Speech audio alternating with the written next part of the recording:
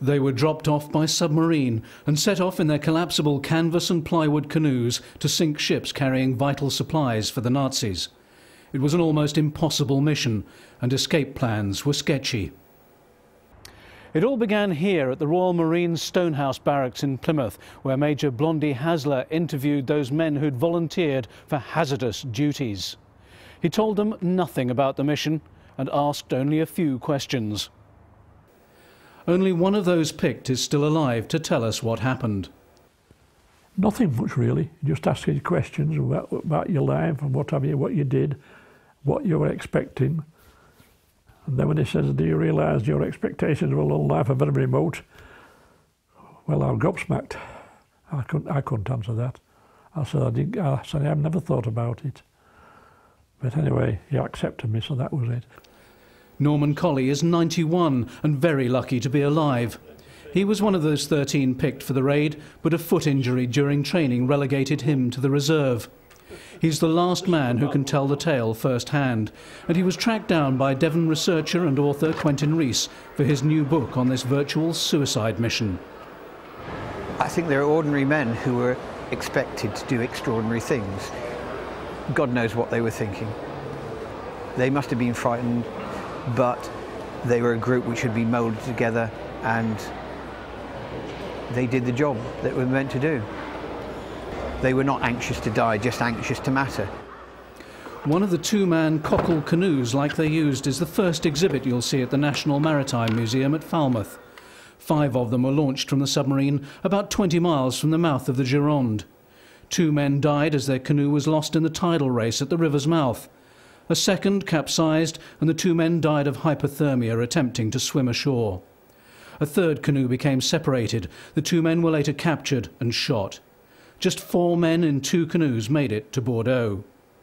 They successfully attached limpet mines, but the ships were in shallow water and were repaired and refloated.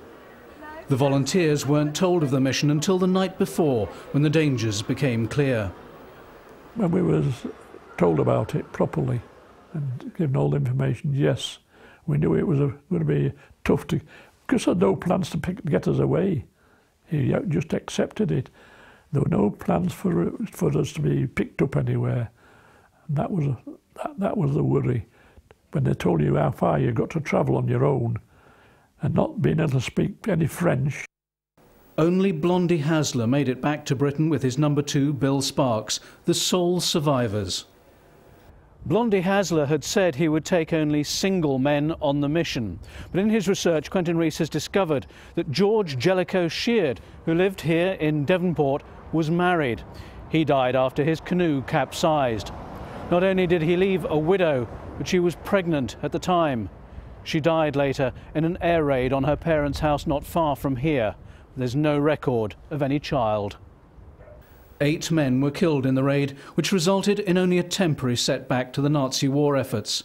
So did they die in vain? No, the actual shipping was up and running again quite quickly, but there was a great value in morale and propaganda, both to the British and the French. It annoyed the Germans intensely, and it diverted resources. It seems offensive to say that morale was boosted for the sake of the men that died, but at the time it was greatly needed. Norman Colley remembers waving his comrades off from the submarine and promising to buy them a drink when they returned. He would have died with them if he hadn't hurt his foot. So I always felt a bit guilty, but nothing you can do about things like that. It's fate. A film of the Cockleshell Heroes was a big hit in the 50s, and a more permanent memorial to their bravery is to be unveiled on the banks of the Gironde River later this month.